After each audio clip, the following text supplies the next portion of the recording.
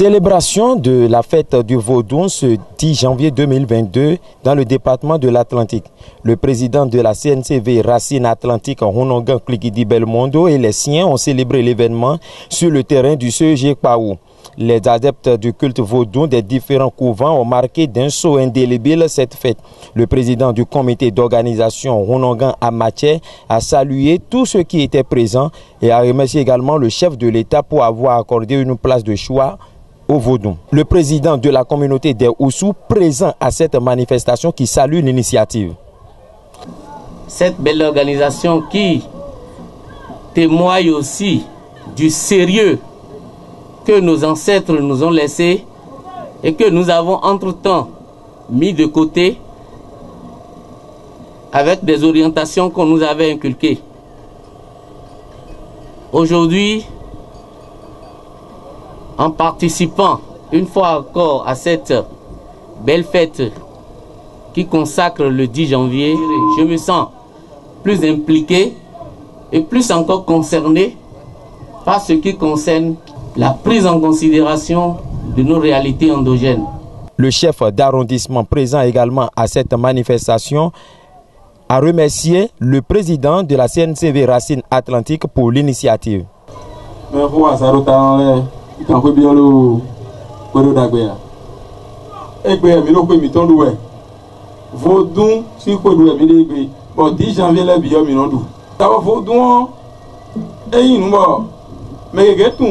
Bene on togudo do fodu ba no ene o mina ze tai huna mina boy iseno mina boy malenu no fodu si ga ho me do na fodu no me dare su no matun vale no mi do a me de vole na tun vale no a gbere pon me dare su no na tun no e kominde o no mi ton we lo fodu ho ngegede me egbe o yin wi da igle ko yo yo voulais pas ou une caméra là pour le lier bon c'est que nous ayons pour nous bon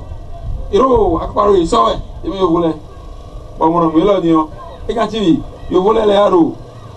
bi se nu o bi me no le ro nda me ro me ro ko ni dai ko me to tu no fo dun mi ton de ko le o e si asi so bo si anu yo mi de joro mi de su ko ta ta ko bi to le mo o wa nto ka wa jo do mi de wa e yi fudun jo mi jo wa mo o ye weru me ko le si me glona te be fudua e foto tom le mi potia eti mi agbeto si mi agbeto be afodede mi abe nu wowo e nana yo ko ne si be na e foto to le fudua me ne wa ede do de me moi bien à monsieur avec qui va faire avec fofo la yi wato et to la yi wato et ka popo la yi wato wado jigbonri ado kankan ado sosoke nemi henu keke ntia bila dule bodo adi vodun kweyo vodun ndagwe awaje dako de we bo vodu sin bo mi na blodo benesi en kunpanji de we vodu no rumea vodu kana wa yan do mea vodu dagwe we no wa ndo togbo mi ton le kon we no kaka bo itogudo bo no fibi bo wa kaka bo le ko bla lo to me fi gbe to ga wa asibo yi dion labe mi mese mi ton le bo wa be beneto me do 10 janvier lo me mi na do pe lo vodu kun inu yan o e kun ka yin do egbe lo ma isi sen o maka le gbe lo ma vodu ko me o e po bi si se ku yo nous togbo to ti nous à 5 comme si nous ma jodo à 5 ans à mine le fi à 5 ans à mine à 5 ans ka mine le Bénin Atlantique yo e wa Ronongan Klikidi Belmondo wa président Atlantique yo bon mi me o e ro le de le bio mi le do Ronongan Klikidi Belmondo e wa Atlantique yo ya hosunu mi lo CCB Racine Atlantique to me vodu si be yin we bo yin bo no sen vodu bondo vodu me kaka bo vodu si kwedu edo egbe amo tu do ma o de kan ihode me fon tegbe o no yiro vodu chele bo no yiro maudo ah ma wa gwalo no mi vodu chele mi fon kite mi gwalo no mi par exemple de nyende file tion iya e jimi ko we mi mo Vaudou dans eno yia eno jime poepo e jime poepo asibio tome asibio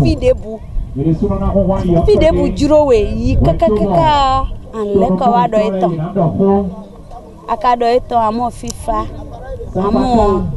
alina hunu e bona hunu famille tele bona hunu hondo tele bon reso en do ampe.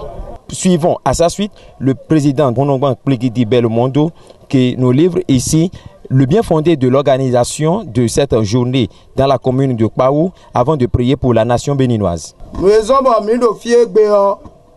et ouais de 10 janvier minute de 3e édition de Mido Bibloé. Mais CNCVB communauté nationale du culte vaudou du Bénin et y a eu indépendance nous vaudou. Bon, nous comptons Yewadu Wida 92.